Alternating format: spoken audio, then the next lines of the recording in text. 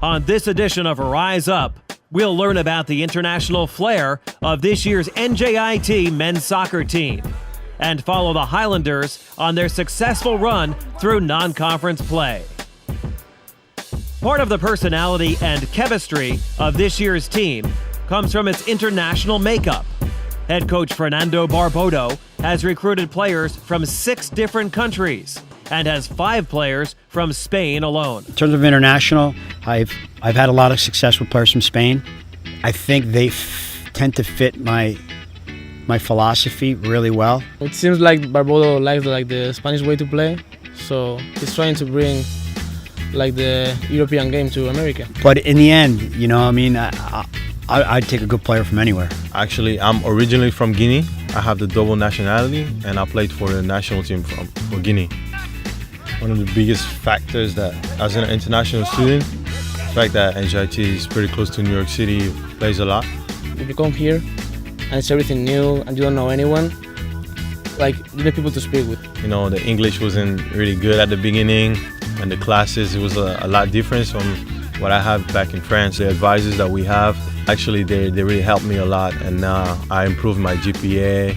That ability to want to learn and apply, and I think it's part of the, that quality or that value that all NJIT student athletes have, if not all students at NJIT, because of the rigorous academics, whether it's engineering, computer science, architecture.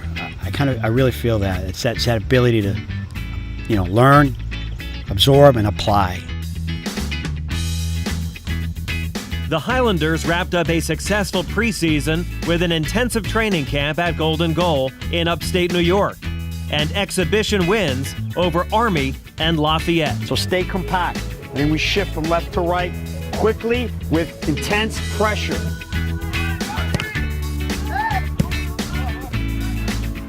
Observers got the feeling this team could be special, and the Highlanders got off to an excellent start in the regular season. 1, 2, 3! Faced with its first 5 games on the road, NJIT came out of the gates flying with a 4-0-1 record. A 1-0 win at Sacred Heart on a goal by senior captain Danny Cordero. A 1-0 win at Navy on splendid goalkeeping by Victor Pujadas, and a Mamadou Garassi goal in the 26th minute. Here's a chance and a goal.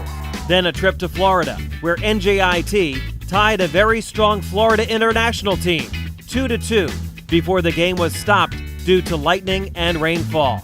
Mamadou Garassi proved again that he can play with the best, as he scored twice versus the number 3 team in the Southeast region. He's been the guy all night for the Highlanders. The Highlanders finished their successful trip with a 2-0 win at FAU and a 1-0 shutout victory at LIU Brooklyn. Garassi scored all 3 of those goals and moved up the ASUN and NCAA charts, proving again the recipe for success, you gotta go to Mo. Mo has a great presence about him. I don't really care about no personal distinction, or some people tell me you should aim for All-American or score that many goals. I don't care about that. I want to win a championship. He's stepped up in those pressure moments where we need a goal. Hit it.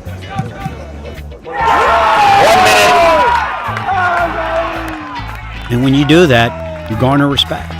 And I think, he has that respect from the group. NJIT had 3 more games to play before the ASUN schedule. Home game. It's a home game, everything extra. All right, let's go, boys. Come on. Nice and loud. Family on 3, 1, 2, 3! And they continued their strong play with a 3-0 victory over St. Francis College. It was another shutout win as Victor Pujadas and the defense continued to shine. Garassi broke the NJIT career points record with 2 goals and an assist. His power, his strength, his ability to take players on, and his technical, clinical finishing in and around the box. Just hard work paying off. I worked very hard this summer in order to be in that position, and it's all about hard work paying off right now. The team suffered its first loss of the year 2-1 at Stony Brook, but Garassi would score again making him the nation's leader in goals. The Highlanders bounced back with a 1-1 tie in double overtime versus number 21 FDU. Paulino Marquez scored their only goal, despite NJIT outshooting the Knights 21-9. Overall, NJIT outscored their non-conference opponents 14-6, and the 5-1-2 start served notice to the Atlantic Sun that NJIT was going to be a tough out. The team began their march to the A-Sun tournament with a 2-1 home win over USC Upstate, and followed it up with an important 1-0 win at Lipscomb on a penalty kick goal by Garassi. This team had serious momentum, starting A-Sun play 2-0 and improving to 7-2-2 overall. Garassi led the country with 11 goals scored, and the team was ranked third in the Southeast region, receiving votes in the men's soccer national poll for the first time in its NCAA Division I history.